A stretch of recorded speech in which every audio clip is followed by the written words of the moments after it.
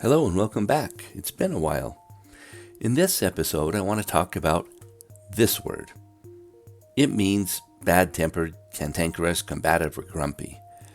But it's not the meaning of the word that makes people brand it as a Utahnism. It's the pronunciation. More specifically, it is not pronouncing the R in it. Well, that's the correct way to pronounce it, right? Well, when someone starts throwing around the word correct, I'm a linguist, and when dealing with language, I always ask them what makes them think it's correct. When we're talking about pronunciation, they usually give spelling as the key to correct pronunciation. People who say Awnry instead of Ornery are saying it wrong because Ornery is spelled with an R. They often claim that failure to pronounce a written letter is a sure sign of laziness and lack of precision. Well, at that point, I launch into a diatribe about English spelling. First of all, spelling was developed as a written way of representing speech, not the other way around. What I mean is that people didn't invent words and then just insist that everyone use them and pronounce them as they were originally written. That's just absurd. The other thing about language is that it's always changing. One linguist likened language change to a lava lamp. Now, you can complain about the way people use words with new meanings, or how the younger generation says things wrong because they're so sloppy and lazy in their speech.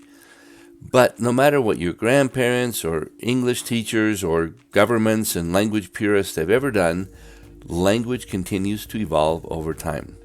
So while speech is very fluid and changes easily, the spelling of written words gets set in stone, or more precisely in dictionaries. That means that while a pronunciation is changed, the written representation of the word hasn't. Give it a few hundred years and the disconnect between how people say and write the same word can be enormous. Consider the W in sword, the T in castle, the K and GH in knight. The sounds those letters represented are no longer pronounced. Anyone who says castle or sword is going to be laughed out of the room. Why? Because they pronounce the word the way it's spelled. The point is that using spelling to determine correctness is not a good yardstick for determining correctness. The R in ornery is just another example of a sound that's dying out.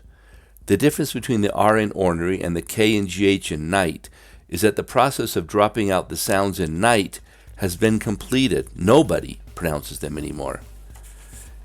If we could travel back a few hundred years, we'd reach a place where the older generation is complaining about how slovenly teenagers refuse to say K-N-I-G-H-T correctly.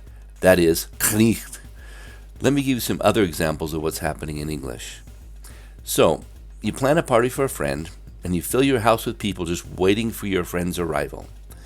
When your friend walks in the room, everyone jumps out of their hiding place, and they all yell, surprise! Yep, surprise, not surprise.